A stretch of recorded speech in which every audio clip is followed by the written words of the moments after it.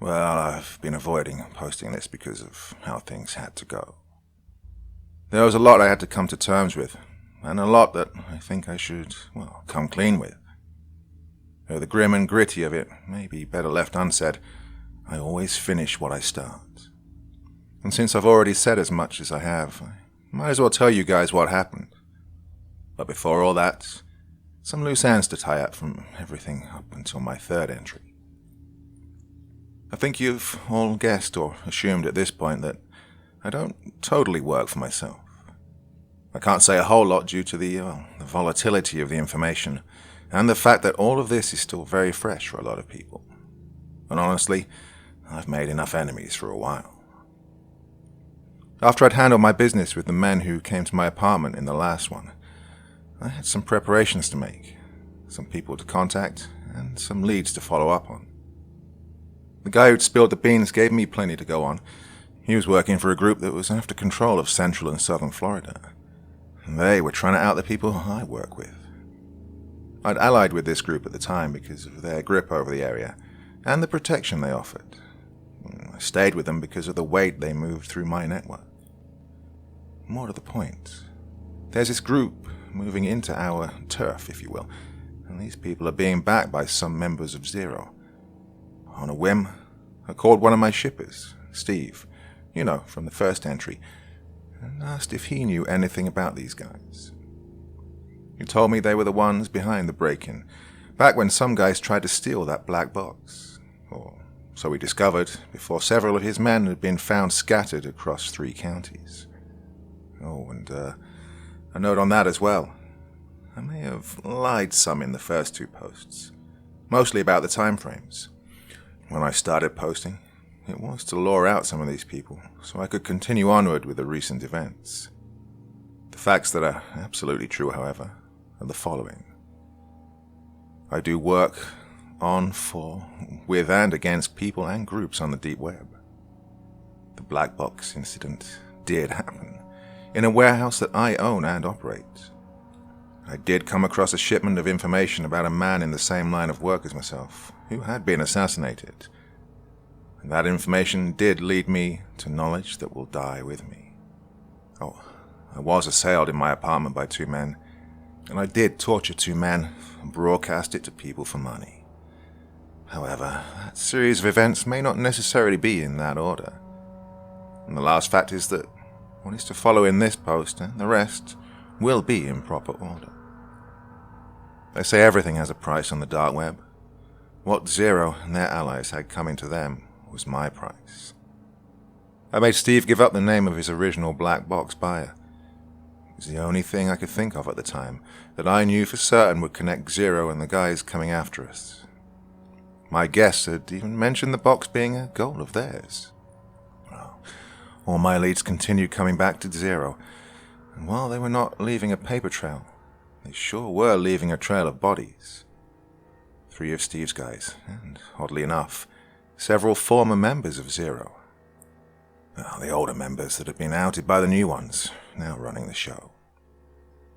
Normally I'd place my business and its customers' privacy first, but with what's happened over the last few months, well, I'll tell you guys what I can. Needless to say, things were starting to get out of hand in Orlando when I posted last, so I took a little trip out of town to chase down Steve's buyer. So that should fill anyone reading this in enough to understand a little more of what's to come. Steve's buyer proved to be less than helpful, mostly because he was missing, which was very unfortunate for me at the time. Nobody in his usual online forums had heard from him in a few weeks. When I finally tracked him down where he'd been living, well, I got quite the gruesome surprise. I don't know about you guys, but I've never been a big believer in the occult or the supernatural.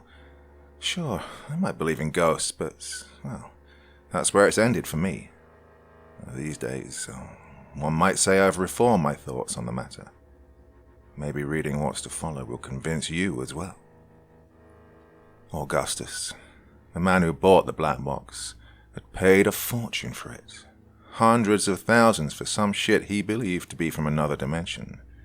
He, by all accounts, was an eccentric older gentleman who lived deep in the Rocky Mountains on the other side of the continent from me.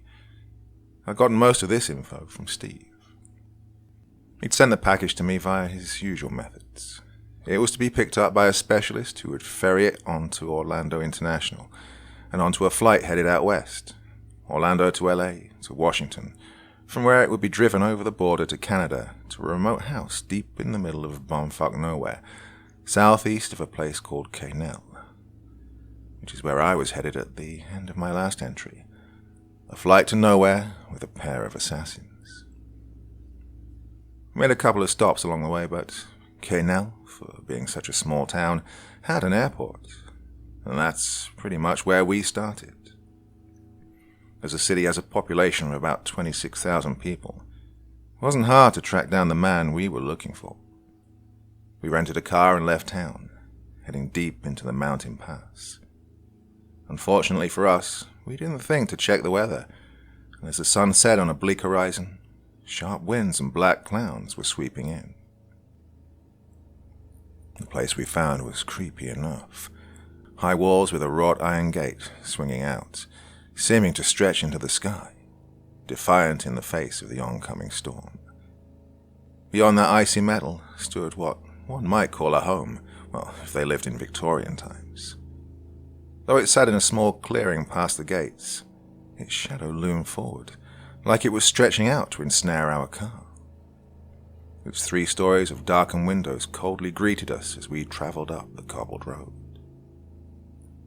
Once inside the compound, the assassins vanished, off to keep watch and wait. I alone approached the door, its iced window returning my vague reflection as I walked up to knock. Knocks that either fell on deaf ears or none at all. It didn't look abandoned, though the ground seemed undisturbed. The winds picked up again, and the ice rain whipped past my face, forcing the trees to sway and dance as I knocked for a second and third time.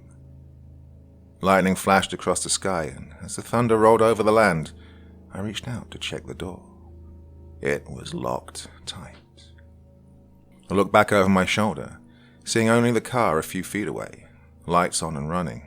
Well, I breathed into my hands, rubbed them together, and fished a lockpick kit from my jacket pocket.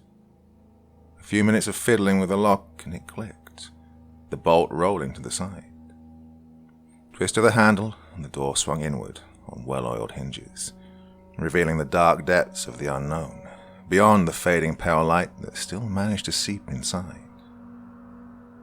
I was met with a familiar wave of musky wood and dusty halls, the smells of a well-kept old house that hadn't been used in a few weeks.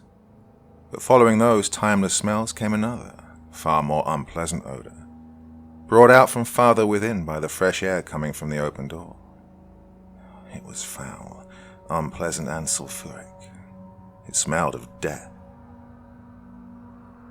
All was dark except for what little light followed me in. I moved carefully, keeping my eyes to the dark corners. The wind knifed in from outside and past me, disrupting the dust and bringing the snow flurries along as well. The air was thick, but my mouth felt dry. The further I trespassed into this home, the further from reality I could feel myself slip. I felt as though I were teetering on the edge of existence itself. The walls down the main hall were lined in unlit sconces and portraits of things I can't quite explain. The pictures, they twisted and turned within their ornate frames. They moved like churning smoke. I inhaled deeply again, the frozen air helping me keep my focus. I ventured deeper, and my gaze fell upon each room in turn, finding all manner of strange trinkets and artifacts on shelves. Behind glass, hung from the walls, or perched atop ornate marble pedestals. The fireplace stood cold and unclean, the last fire left to burn itself out and simply forgotten. The kitchen, though, was spotless, aside from a curious set of dishes set to dry beside the sink. No doubt dried some time ago, but not long enough for dust to lay its claim. Someone was, very recently, living here. Deeper within, the darkness became oppressive. Heavy curtains kept out what little light was left outside. A flash of lightning and the earth's rumble reminded me I still stood on solid ground. Though the silence returned, it felt eerie and unwelcome, and that stench was stronger now, making me scrunch my nose in response. A journal upon a desk told me I had the right place. The singular word, Augustus, scrawled across its front as if it had been placed there by someone desperately attempting to hold on to it. The book was filled with the ramblings of a madman, only a few coherent tangents in its dozens of pages. The smell grew stronger still, a single mote of light catching my eye, emerging from under a door beyond the hall. The source of the smell, the basement, of course. I opened the door and reeled in disgust. It was rot, heavy and thick in the air. I pulled my neck warmer over my nose and tried not to vomit. The man was probably dead, though I figured I should at least verify that that was true. The light overhead seemed so dim, as if the darkness was trying to swallow them up. The staircase wound down to the right and out of my sight.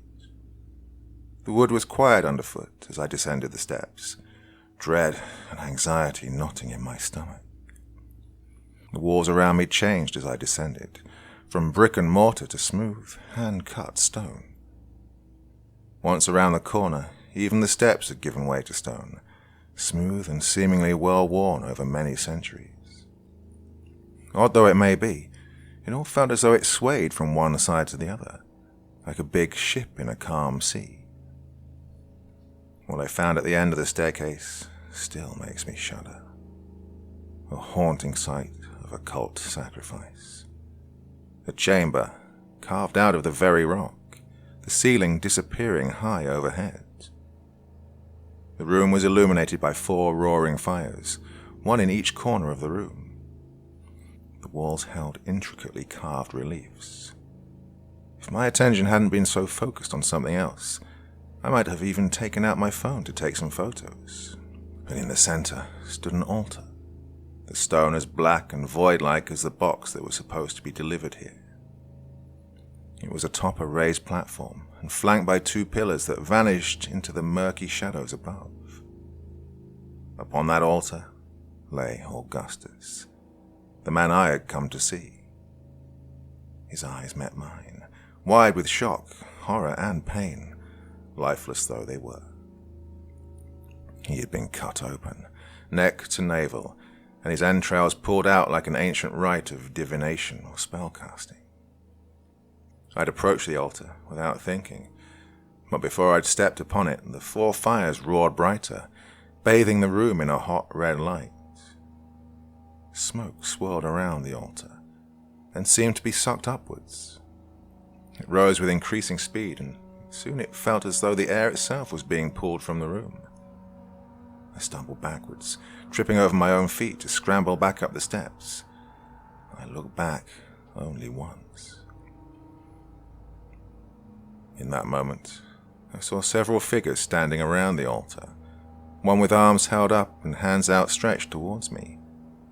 In one hand, a dagger the shape of which twisted and turned in my vision, its shape incomprehensible to my eyes. In the other, a still beating heart. A milky white mist drifted lazily up from the body on the altar. Nothing I saw then made sense to me, and frankly, it still doesn't. I hadn't realized how hot it was as I descended, and the shock of cold air struck me fresh. I held my hands to my sides, rubbing myself to disperse any sweat, turning to look back once I'd passed through the door, it swinging closed behind me before I caught another look. Though I noticed something I hadn't before. What I thought had been a small light had only been some kind of rune set, carved into the floor, its light now slowly fading to blackness. That sense of dread that I'd felt, it faded as well.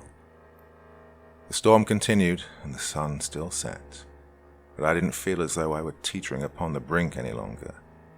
The feeling faded with the runes, until it and they became only a memory.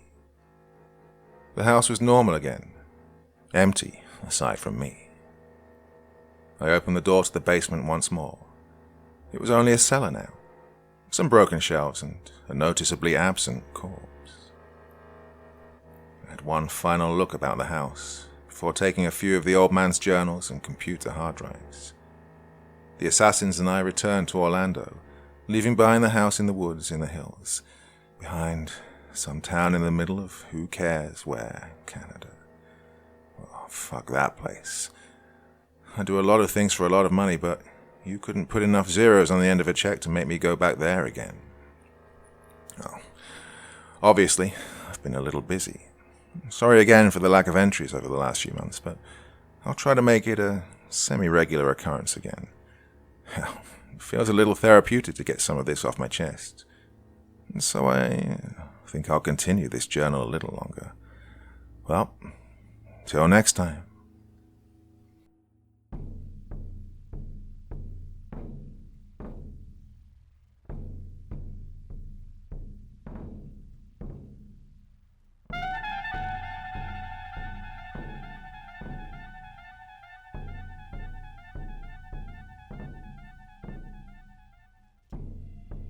Thanks for taking the time to drop by and watch this video.